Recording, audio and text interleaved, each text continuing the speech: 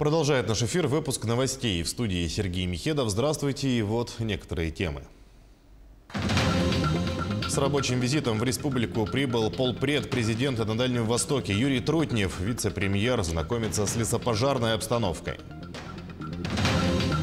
Разборки в стиле 90-х в поселке Максагало Хангаласского района. Пьяная перепалка закончилась стрельбой.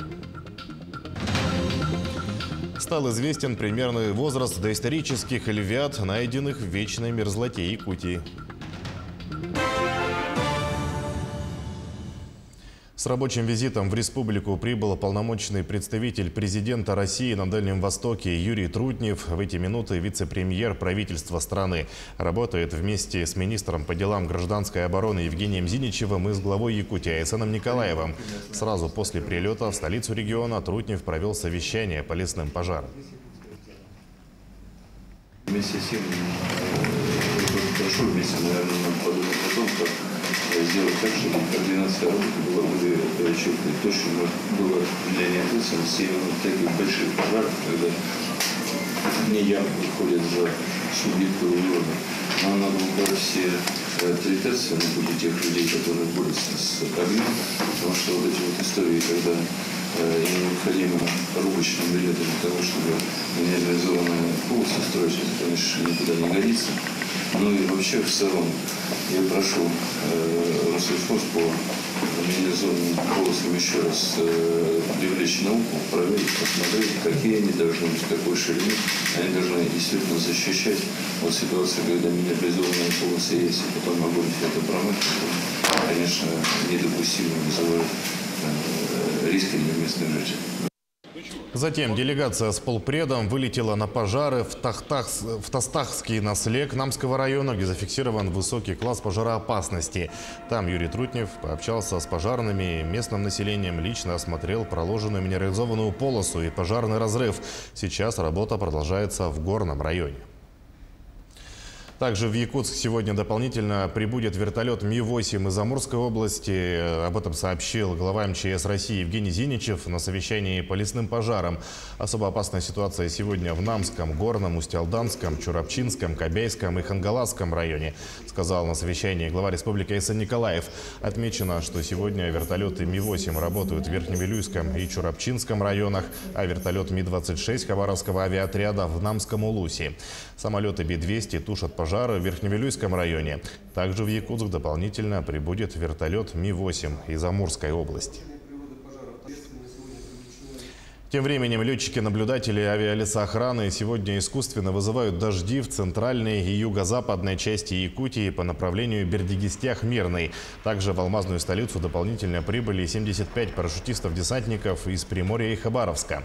С учетом уже работающих в республике парашютистов-десантников, численность группировки авиалесоохраны, самые профессиональные в стране силы для борьбы с лесными пожарами, составит 1000 человек. Это самая крупная межрегиональная группировка сил для тушения пожаров в истории России. Мы сейчас находимся в горном районе, а тут были на Намском районе. Пожар очень крупный, но мы справляемся, побеждаем, ликвидируем, локализуем пожары. Но мы работаем днем и ночью, караулим, отжигаем. Вчера трактор был местного, который они покос делают, трактором поработали. И у него плуг оставили и попросили, что помогать нам.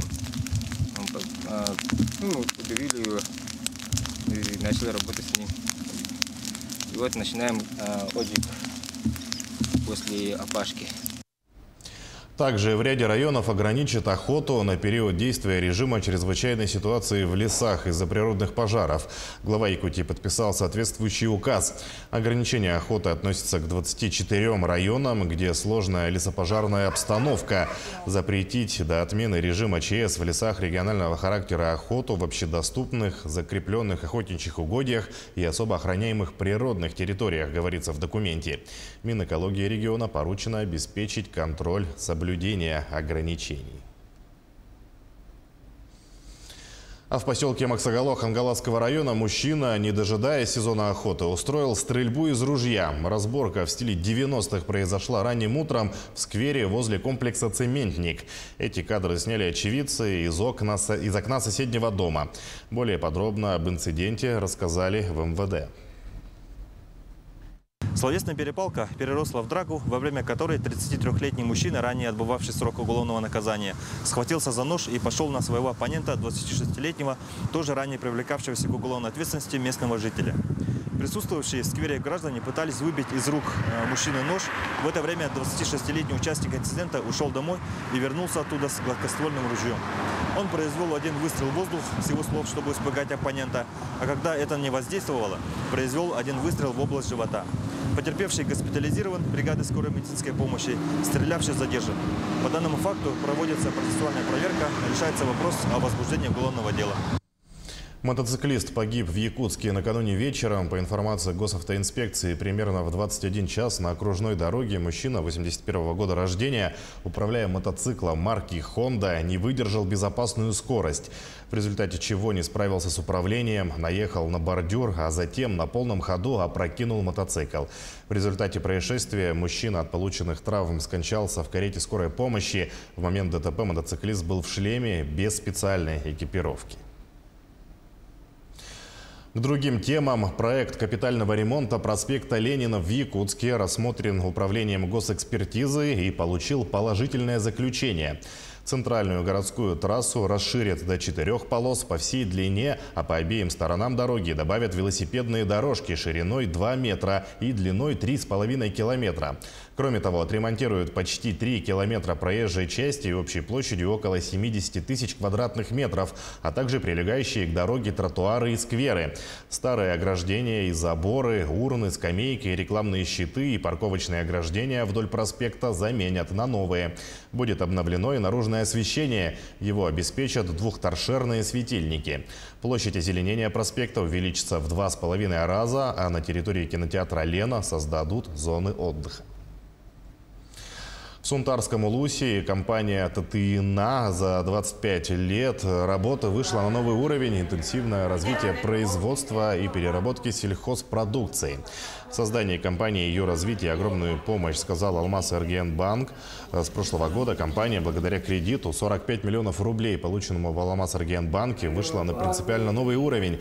В данное время поставили 3 новые линии, построили коровник и привезли туда 120 коров.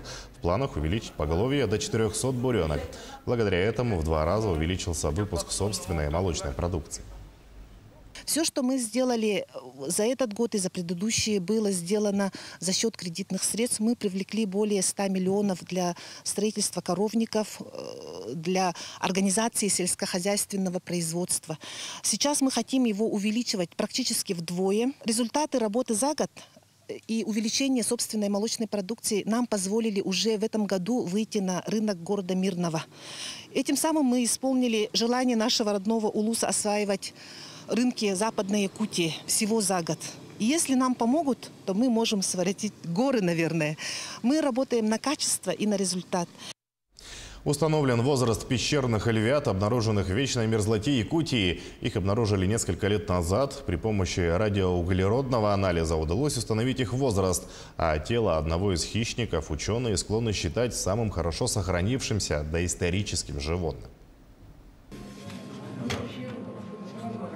Этот пещерный львенок выглядит так, как будто заснул и может проснуться в любой момент всего лишь от одного прикосновения. Но в последний раз он закрыл глаза несколько тысяч лет назад. Ученые установили возраст 2 львят, которых обнаружили в вечной мерзлоте в Якутии в 2017 и 2018 годах. Древние животные находились друг от друга на расстоянии 15 метров, пишет CNN.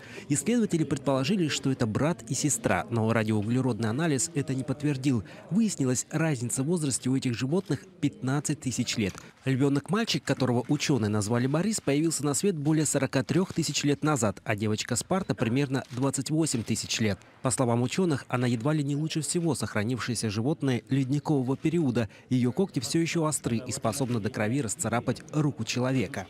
Что касается вот этого львенка, он, конечно, уникален тем, что да, вот сохранились внутренние органы, сохранилась внешняя, так скажем, морфоструктура, скелет, шерсть сохранился, внутренние органы. Надеемся, может, какие-то части, ну, распавшиеся, естественно, части материнского молока, возможно. Потому что из этого можно вывести, допустим, диету матери, чем она питалась, да, допустим.